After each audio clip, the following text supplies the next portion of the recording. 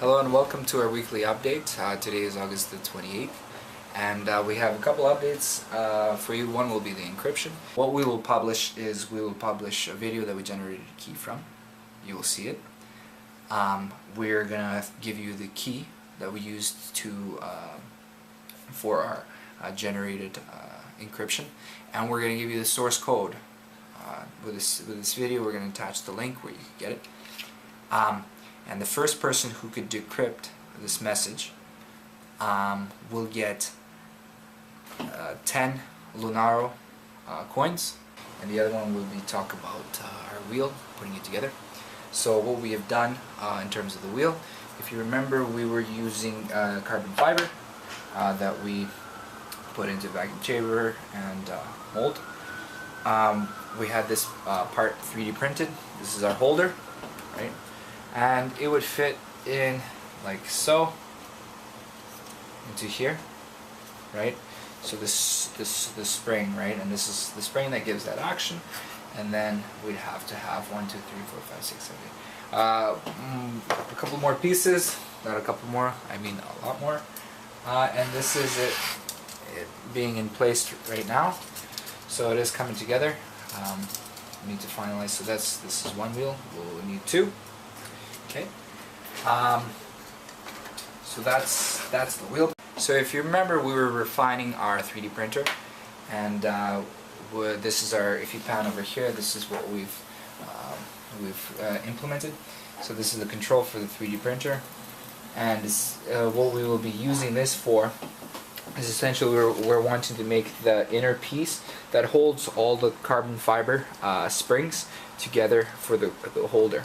So you see there it's coming together. We got a couple more pieces and the wheel should be held. So 2 weeks ago we had a potential customer asking us a question. In our communication system and in the mission control, we're using internet to send commands from the ground station control website to the ground station, and then from the ground station via 2.4 gigahertz communication to the satellite. Then we work all of that back. So regarding our communication, the potential customer asked us, how will we secure such insecure communications via the internet and protect data delivered from the satellite? So the question is a serious question, and our future customers need to know how will we do our encryption for communication. So encryption of data is an essential part of any communication, and especially one in space.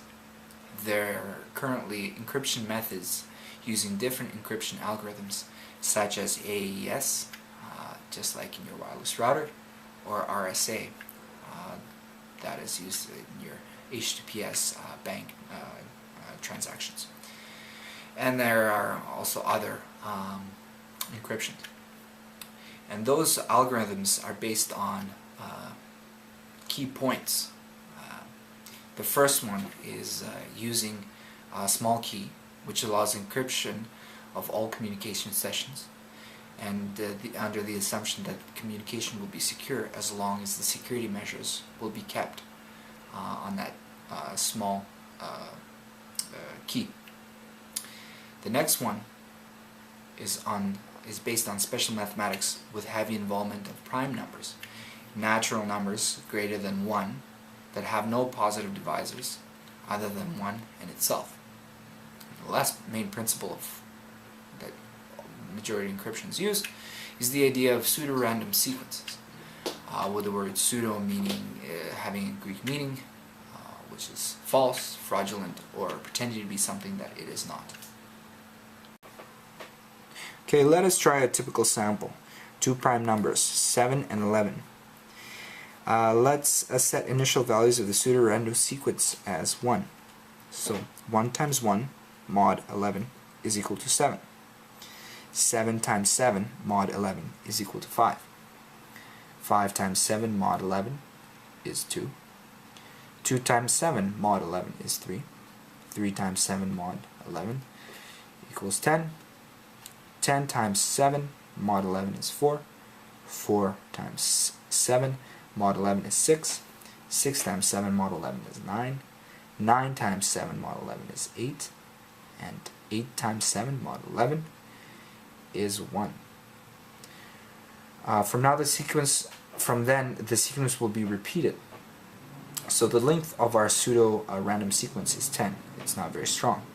And if we compare it to the Enigma machine repeats after 16,900. Or the Lorenz SZ40 cipher machine, it is somewhere around 4,000 characters, and then the sequence repeats. Real pseudo-random sequences can use different formulas. Real big prime numbers, like RSA, today it uses 2 prime numbers, each with 340 digits. But the idea is still the same. At some point, the sequence will repeat itself. And mathematicians all over the world are working for public companies or government agencies to investigate how to find prime numbers used in encryptions. Grants for such mathematical investigations from leaders in software industries have doubled compared to the average academic grants. Sometimes government agencies use less complicated methods to find prime numbers. So we're not that big of a company, and we're not all 20-year-old mathematicians that we have the talent to invent new encryptions. As a result, in Adobe Solutions, we have decided to use 2,000-year-old cipher methods, which is the book cipher, with essential improvements. The length of the key is longer than anticipated, and instead of pseudo-random sequences, we will be using individually recorded videos to act as the source for the random sequences. In that case, on the satellite and on mission control will be placed long, not repeatable keys. Between these 2 points, the satellite and mission control, communication will be totally secure.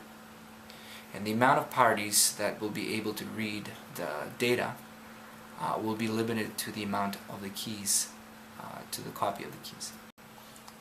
So in the last 2 weeks, we made a small prototype on our PC. Let's see how it will work. A good name for such a program instead of book cipher will be video cipher. But we named our app Total Encryption. Now what we need is a video file to generate the key. It is done by choosing the video file and pointing the key file into the folder. Next, we need to set the encryption and decryption keys. Normally there must be 2 keys, but for simplicity, let's use the same key. In a case of strong encryption, any used keys must be wiped. Now let's print the famous phrase. And the phrase is, "Now is the time for all good men to come to the aid of the party." And click on encrypt. Now this is the encrypted text, which can be sent over any unsecure communication. Clicking on decrypt on the other side, let's imagine on the satellite, and the message will be decrypted. Now I'm typing another message.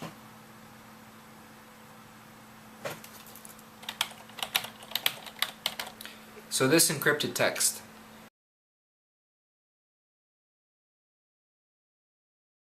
and you've seen the video that we used to encrypt that text.